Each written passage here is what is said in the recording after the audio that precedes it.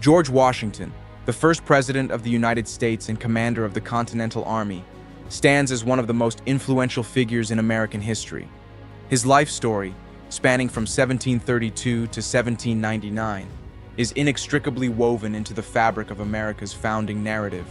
This biography explores the key moments and decisions that made Washington the indispensable figure in the creation of the United States. Born on February 22, 1732, in Westmoreland County, Virginia, George Washington entered a world of colonial gentry. His father, Augustine Washington, was a moderately wealthy planter who owned land and slaves. However, Augustine's death when George was just 11 significantly altered the young boy's prospects. Unlike his older half-brothers, who received formal education in England, George's formal schooling ended around age 15. Despite these early setbacks, Washington possessed an innate drive for self-improvement. He meticulously studied books on military tactics, agriculture, and leadership. His early career as a surveyor gave him intimate knowledge of the American frontier, a skill that would prove invaluable in his military career. By age 21, he had already gained significant responsibility, inheriting Mount Vernon from his half-brother Lawrence and receiving an appointment as a major in the Virginia militia. Washington's first taste of military leadership came during the French and Indian War, 1754 to 1763. His experiences during this conflict profoundly shaped his military philosophy and leadership style. The war began with Washington's diplomatic mission to the French in the Ohio Valley, which evolved into military confrontation.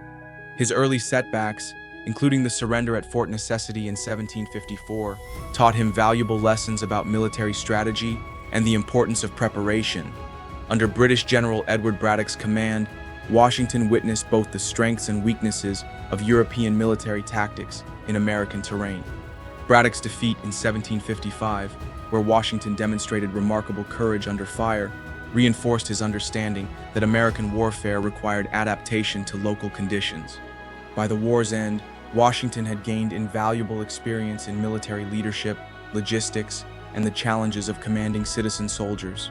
Between the French and Indian War and the American Revolution, Washington established himself as a prominent colonial leader. His marriage to Martha Dandridge Custis in 1759 made him one of Virginia's wealthiest landowners. At Mount Vernon, he innovated agricultural practices and became increasingly involved in colonial politics, serving in the Virginia House of Burgesses.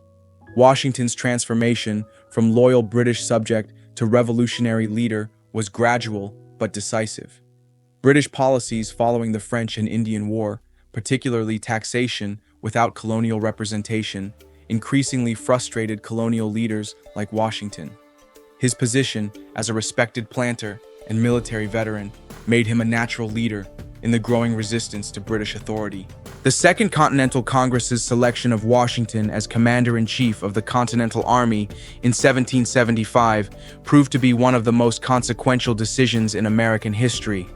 Washington faced the daunting task of transforming a collection of colonial militias into a professional army capable of challenging the world's most powerful military force. Washington's leadership during the war demonstrated his greatest strengths: persistence, strategic thinking, and the ability to hold together disparate factions for a common cause. The early years were marked by more defeats than victories, including the loss of New York City and the brutal winter at Valley Forge. However, Washington's strategic vision and resilience prevented the British from achieving a decisive victory. Key victories at Trenton and Princeton in 1776 to 77 revitalized the American cause. Washington's greatest triumph came in coordination with French allies at Yorktown in 1781, effectively ending the war. Throughout the conflict, his leadership style emphasized discipline, professionalism, and subordination to civilian authority, principles that would later prove crucial in establishing American military traditions. After the war, Washington's influence proved crucial in establishing the new nation's government. His support for the Constitutional Convention and the resulting Constitution lent crucial credibility to the new framework of government. His unanimous election as the first president in 1789 reflected the universal trust he had earned. As president, Washington established numerous precedents that would shape the American presidency. He created the federal judiciary system, established the first presidential cabinet, set the two-term limit tradition, developed the title Mr. President rather than grander alternatives, instituted the practice of executive privilege, created the federal financial system through Alexander Hamilton's policies. His first term focused on establishing the federal government's authority, exemplified by his response to the Whiskey Rebellion in 1897-1794.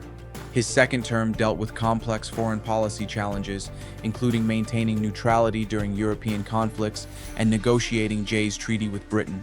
Washington's approach to foreign policy was marked by pragmatism and a desire to protect American interests while avoiding entangling alliances. His proclamation of neutrality in 1793, issued during the conflict between Britain and revolutionary France, established a precedent for American neutrality in European affairs. This policy, later reinforced in his farewell address, influenced American foreign policy for over a century. Domestically, Washington faced the challenge of uniting diverse regional interests and establishing federal authority. The Whiskey Rebellion of 1794 presented the first test of federal power to enforce laws and collect taxes.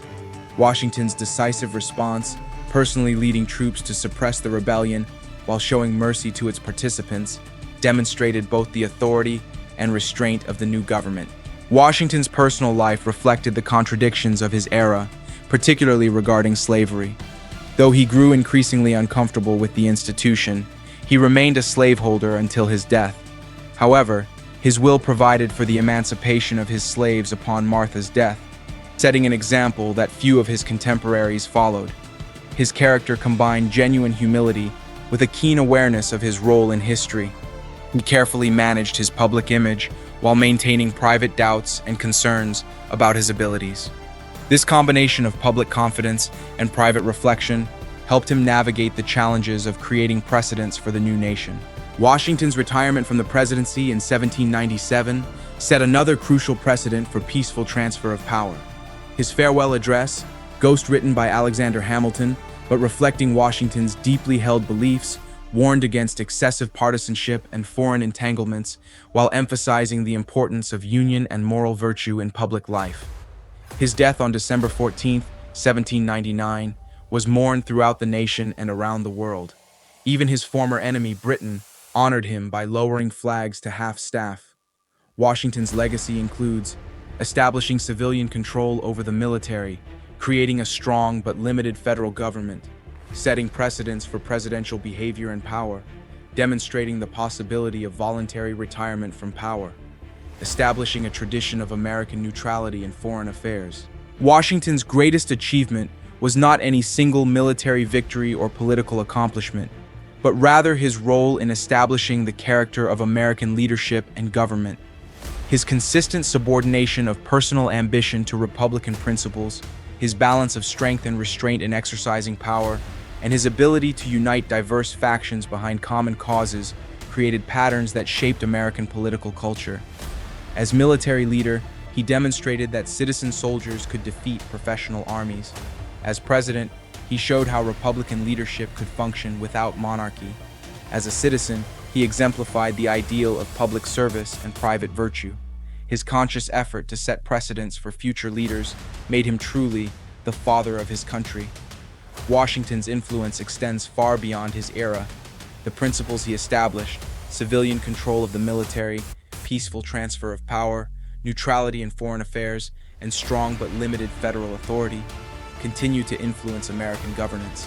His character and leadership style remain benchmarks against which American leaders are measured.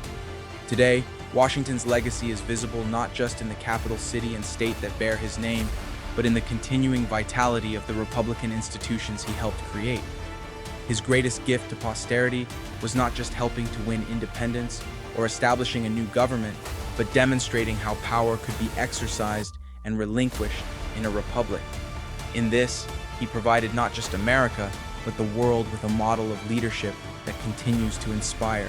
Washington's life demonstrates how individual character and historical circumstance can combine to produce transformative leadership. He was not the most intellectually brilliant of the founding fathers, nor the most eloquent or innovative. His genius lay in his character, his ability to lead by example, to persist in the face of adversity, and to subordinate personal ambition to public good. His legacy reminds us that leadership is not just about personal achievement, but about establishing patterns and precedents that enable a society to function and prosper. In this sense, Washington's greatest achievement was helping to create not just a new nation, but a new model of leadership and governance that continues to influence political development around the world.